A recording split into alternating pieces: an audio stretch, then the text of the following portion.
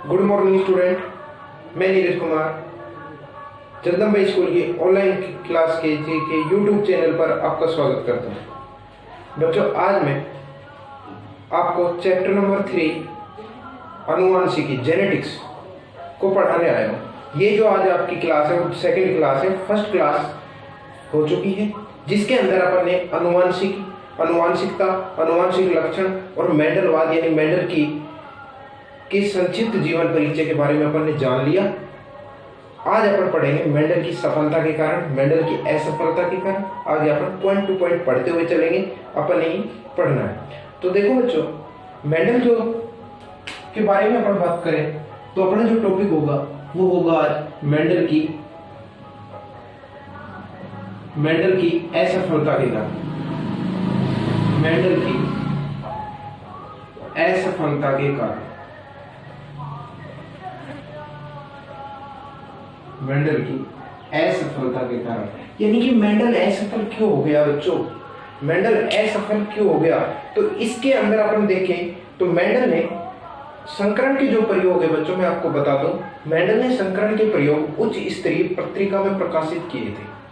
प्रकाशित नहीं हुए, सॉरी, मेंडल ने संकरण के जो प्रयोग है वो उच्च स्तरीय पत्रिका में प्रकाशित नहीं किए, अर्थात उसने निम्न पत्रिका यानी जो निम्न क्वालिटी है जिसको कम लोग पढ़ते हैं उसमें उसने अपने संकरण के प्रयोग प्रकाशित कर दिए। अब मेंडल ने संकरण के प्रयोग, पहला जो कारण आता है बच्चों वो यही आता है कि मेंडल ने संकरण के प्रयोग उच्च स्तरीय पत्रिका में प्रकाशित नहीं किए या नहीं हुए। 2 नंबर अपन कारण जाने तो मेंडल ने अपने प्रयोगों को गणितीय गणनाएं व सांख्यिकी अभिलेख में रखे, जो उस समय के वैज्ञानिकों से समझ से काफी दूर थी। उस टाइम में गणितीय गणनाएं कम लोग जानते थे, कुछ ही वैज्ञानिक जानते थे। तो उन्होंने जो मेंडल ने अपना जो सांख्यिकी प्रयोग, गणनाएं, जो संकरण प्रयोग किया था, उसने सांख्यिकी अभिलेख में और गणितीय गणनाएं, जो सांख्यिकी गणनाएं अपने संकरण के प्रयोग किए, जो उस समय के वैज्ञानिकों से काफी दूर थे। 3 नंबर की बात करें तो उस समय सभी वैज्ञानिकों का जो ध्यान था वो डार्विनवाद पर टिका हुआ था, यानी उस समय डार्विन नामक वैज्ञानिक भी अपने प्रयोग कर रहा था। मेंडल के प्रयोग पर कम था और उस पर ज्यादा था। तो बच्चों, मेंडल की असफलता के कारण में पहले सबसे पहला पॉइंट जो जानो, वो सबसे पहले जो पॉइंट है वो यही होगा कि मेंडल ने संकरण के प्रयोग, मेंडल के संकरण के प्रयोग उच्च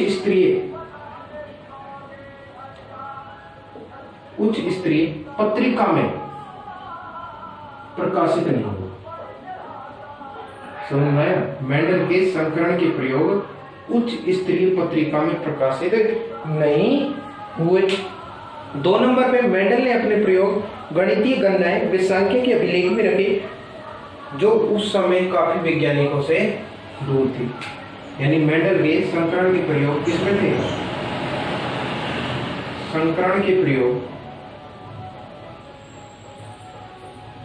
गणितीय गणनाएं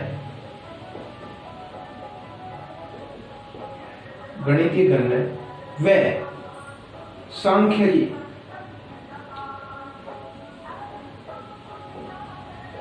अभिलेख में रखें, जो उस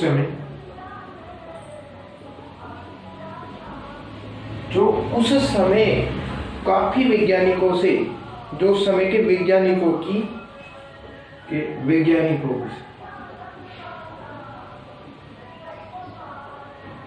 की समझ से दूर थी या दूर की बात थी, वो अपने लिख लेते हैं। 3 नंबर पे अपने जो प्रयोग लिखेंगे करते हैं, उस समय सभी वैज्ञानिकों का ध्यान डार्विनवाद पर था। उस समय सभी वैज्ञानिकों का ध्यान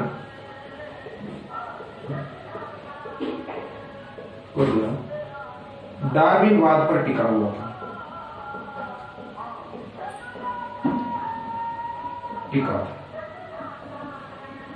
दोबारा से अपन बता देते हैं बच्चों, मेंडल की असफलता के कारण सवाल पेपर में आता है कि मेंडल की असफलता के कारण लिखिए। 2 नंबर में पूछ लेता है या पेपर में सवाल आता है कि मेंडल एक्ट का असफल होने का क्या कारण था, तो बच्चों मेंडल पे एक अपनी कहानी के माध्यम से याद करो कि मेंडल ने जो अपना प्रयोग किया था वो निम्न पत्रिका में प्रकाशित किया, अर्थात उच्च स्तरीय पत्रिका में प्रकाशित नहीं किया। 2 नंबर पर बात करें कि मेंडल के संकरण के प्रयोग जो थे वो गणितीय गणनाएं वे सांख्य के अभिलेख में रखे थे, जो उस समय काफी लोग कम जानते थे। तो यानी कि अपने दिखा उस समय के वैज्ञानिकों समझ से दूर की बात थी। 3 नंबर की जब मेंडल अपना प्रयोग कर रहा था, यानी संकरण का जो प्रयोग कर रहा था, तो उस समय डार्विन वैज्ञानिक जो डार्विन ने वो भी अपना प्रयोग कर रहा। तो सारे वैज्ञानिकों का ध्यान जो था बच्चों डार्विनवाद पर टिका था। मेंडल को कोई नहीं पूछ रहा था, मेंडल की तरफ कोई नहीं था, मेंडल अकेला था और सारे वहां पर लगे थे। तो इसको बात दूर हो गई। तो कहने का मतलब है कि मेंडल का जो उस समय सभी वैज्ञानिकों का ध्यान डार्विनवाद पर टिका हुआ था। मेंडल की असफलता के कारण आपके पेपर में आते हैं कि ये 3 लिख के आपको आना है। स्क्रीनशॉट लो जल्दी से।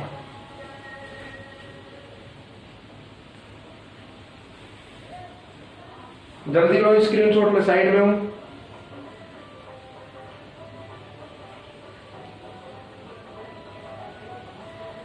अब 2 नंबर पे बच्चों हेडिंग आती है कि मेंडल की सफलता के कारण।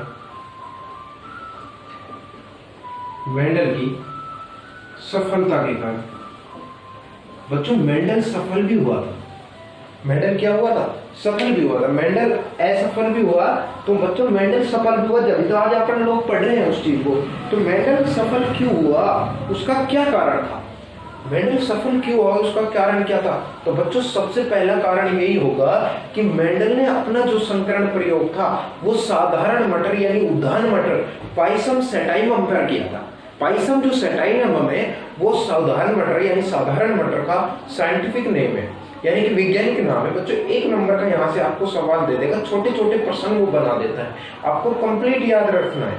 तो मेंडल ने जो संकरण के प्रयोग थे वो कौन से पर किया था? साधारण मटर यानी पाइसम सेटाइमम पर किया, जो उसकी सफलता का महत्वपूर्ण कारण है सबसे पहला।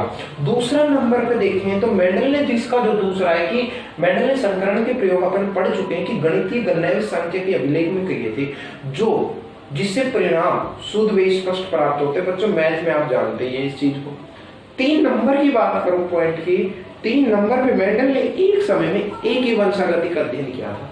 ये सबसे महत्वपूर्ण हो गया। कहने का मतलब ये नहीं कि अपना गोबर घेर रहे।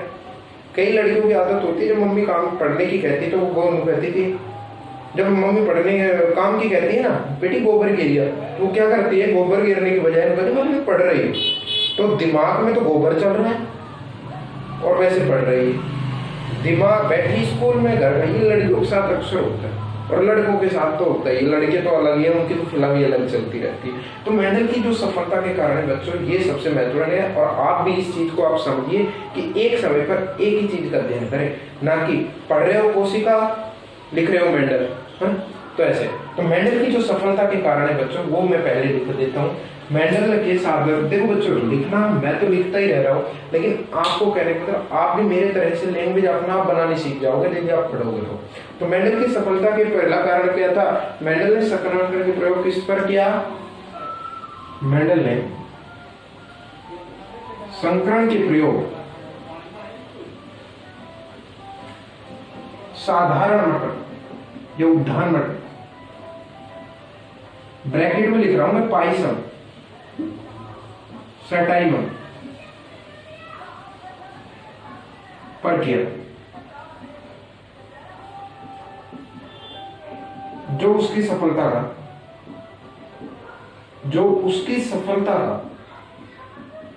महत्वपूर्ण कारक था, जो उसकी सफलता का बच्चों क्या था? महत्वपूर्ण कारण था। दूसरा नंबर की बात करूं तो मेंडल ने जो संकरण के प्रयोग थे वो किसमें किए थे? गणितीय गणनाएं में की। मेंडल ने अपने प्रयोगों में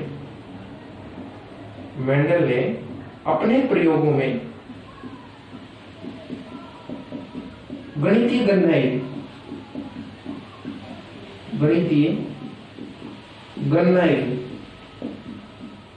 मेंडल ने अपने प्रयोगों में गणितीय गणनाएं की, जिससे परिणाम शुद्ध एवं स्पष्ट प्राप्त हुए। जिससे परिणाम, भाई रिजल्ट तो निकालना जरूरी, जिससे परिणाम शुद्ध व स्पष्ट प्राप्त हुए। शुद्ध व स्पष्ट प्राप्त हुए। 3 नंबर पे बात करेंगे अपन जी कि एक समय पर एक ही वंशागति का अध्ययन किया, कि मेंडल ने एक ही समय में एक ही वंशागति का अध्ययन किया। ये सबसे महत्वपूर्ण कारक हो गया। मेंडल ने एक ही समय में एक ही वंशागति का अध्ययन किया। बच्चों ये आपने लिख के आना है। यहां से मैं आपको बता देता हूं मेंडल की सफलता के कारण। मैंने बताया कि सबसे पहले मेंडल ने संकरण के प्रयोग साधारण मटर पाइसम से टाइम पर किया, जो उसकी सफलता का महत्वपूर्ण कारक है। मेंडल ने अपने प्रयोगों में गणितीय गणनाएं की, जिससे परिणाम शुद्ध एवं स्पष्ट प्राप्त हुए। 3 नंबर, मेंडल ने एक ही समय में एक ही वंशागति का अध्ययन किया। यहाँ पे सवाल, एक तो सवाल आएगा मेंडल की सफलता के कारण लिखिए, या 2 नंबर पे सवाल आएगा कि मेंडल असफल हुआ उसके कारण दीजिए। 3 नंबर पर आता है कि मेंडल ने अपने प्रयोग किस पर किए। तो बच्चों मेंडल ने अपने प्रयोग साधारण मटर, और उसका साइंटिफिक नाम भी पूछ लेता है तो पाइसम सेटाइमम उसका साइंटिफिक नाम है। बच्चों स्क्रीनशॉट ले लो जल्दी से।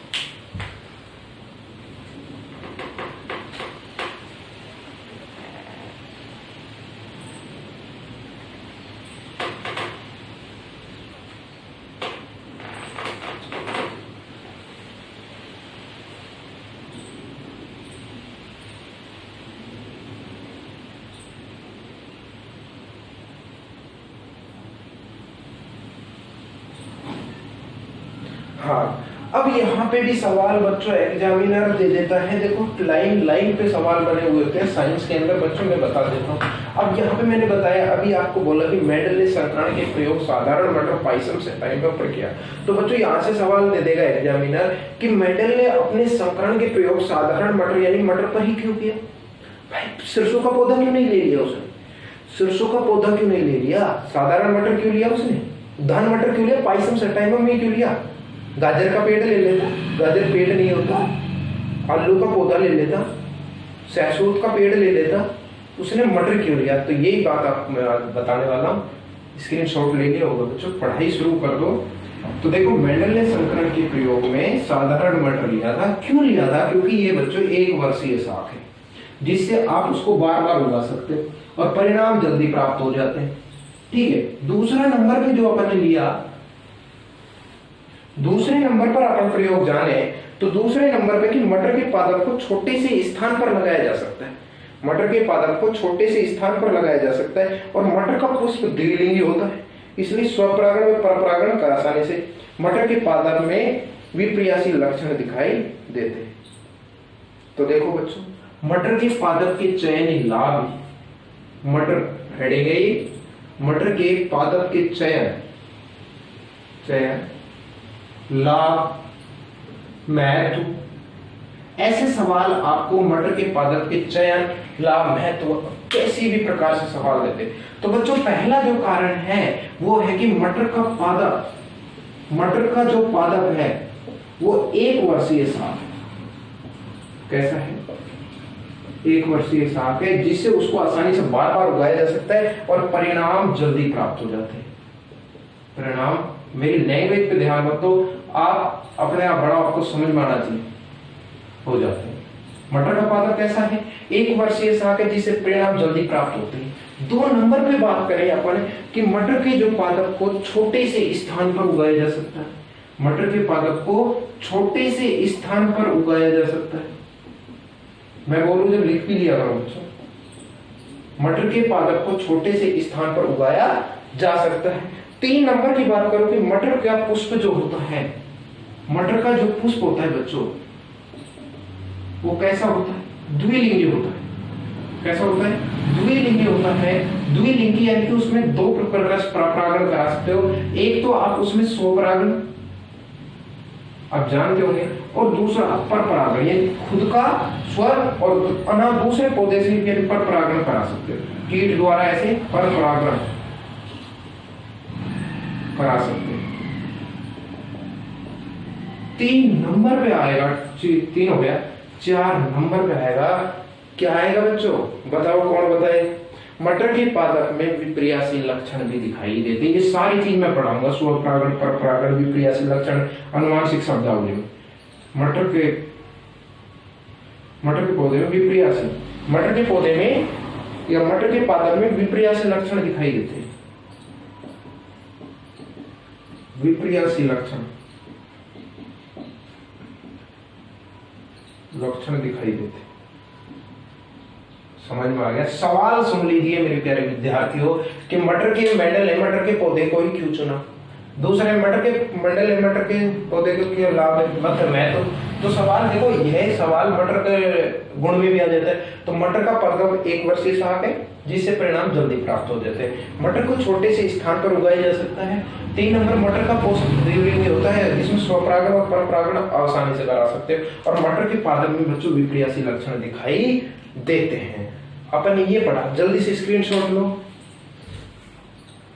जल्दी से स्क्रीनशॉट लो। अब जो अपन आगे जो टॉपिक पढ़ने वाले हैं बच्चों, मेंडलवाल की पुनर्खोज पढ़ने वाले हैं। क्या पढ़ने वाले हैं? मेंडलवाल की पुनर्खोज पढ़ने वाले हैं। मेंडलवाल की पुनर्खोज में यानी कि मेंडल जब असफल हो गया था, दोबारा उसको किसने प्रपोज किया, यानी कि उसने दोबारा किसने खोजा नियमों को, तो मेंडल के वंशागति नियमों के प्रकाशन के 35 वर्ष पश्चात, मेंडल के नियम के प्रकाशन के 35 वर्ष पश्चात एक तो होलैंड का ह्यूगो डिब्रेज था, जर्मनी का कॉर्ल कोरेंस था और ऑस्ट्रिया के एरिक वान शेरमेक ने सन 1900 किया।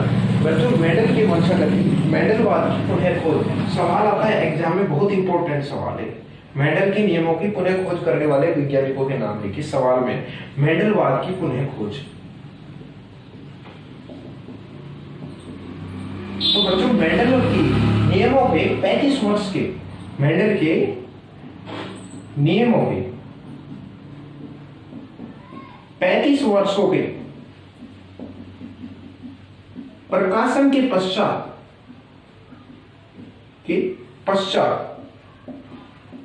मेंडल के नियमों के 35 वर्ष के प्रकाशन के पश्चात होलैंड के ह्यूगो डिब्रेज, होलैंड के ह्यूगो डिब्रेज बच्चों एक वैज्ञानिक तो ये था।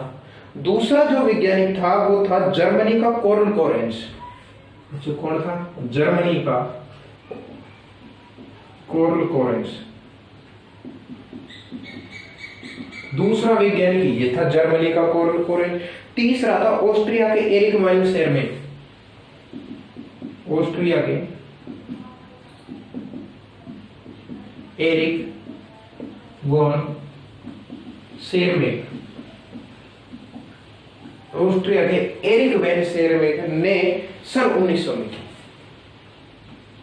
सन 1900 में की। बच्चों समझ में आ गया होगा? सवाल सुन लीजिए, मेंडलवाद की पुनः खोज हेडिंग है, मेंडल के नियमों को पुनः खोज करने वाले वैज्ञानिकों के नाम लिखिए।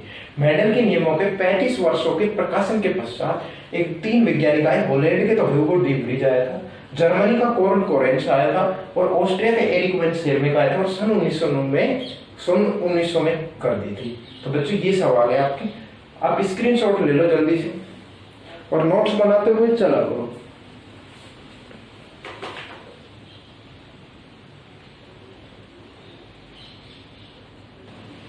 हाँ बच्चों, अब एक सवाल जो होता है, मेंडल द्वारा चयन किए गए 7 जोड़ी लक्षण। अब वो 7 जोड़ी में प्रभावी लक्षण, अप्रभावी, जो मटर के पौधे में उसने जो लक्षण देखे थे कि पादप की ऊंचाई, पुष्प की स्थिति, फली की आकृति, फली का रंग, पुष्प का रंग, बीज की आकृति, बीज का रंग, उसमें 2 प्रकार से यानी कि प्रभावी लक्षण और अप्रभावी लक्षण देखे इन लक्षण में। देखो बच्चों, पादप की ऊंचाई मेंडल ने 7 जोड़ी लक्षण देखे। कितने जोड़ी दिखे? 7 जोड़ी। पादप की 7 जोड़ी यानी कि प्रभावी लक्षण और अप्रभावी 7 जोड़ी 14 को। तो देखो पादप के लक्षण में पहला देखा पादप की ऊंचाई, प्रभावी लक्षण में लंबाई, अप्रभावी में बच्चों बोनी। दूसरा पुष्प की स्थिति, कक्षीय अग्रस्त। 3 नंबर फली की आकृति बच्चों, प्रभावी लक्षण यानी फूली हुई, इसमें सिकुड़ी हुई संकीर्ण। फली का रंग हरा पीला, आप जान सकते हो प्रभावी को यहाँ पे समझ लीजिए अच्छा और अप्रभावी को आप खराब मान लीजिए। फली का रंग हो गया, पुष्प का रंग बैंगनी सफेद, बीज की आकृति बच्चों गोलाकार और झुर्रीदार और बीज का रंग बच्चों पीला और हरा। इसने मेंडल ने अपने द्वारा चयन किए गए 7 जोड़ी लक्षण देखिए प्रभावी और अप्रभावी लक्षण में। स्क्रीनशॉट ले लीजिए।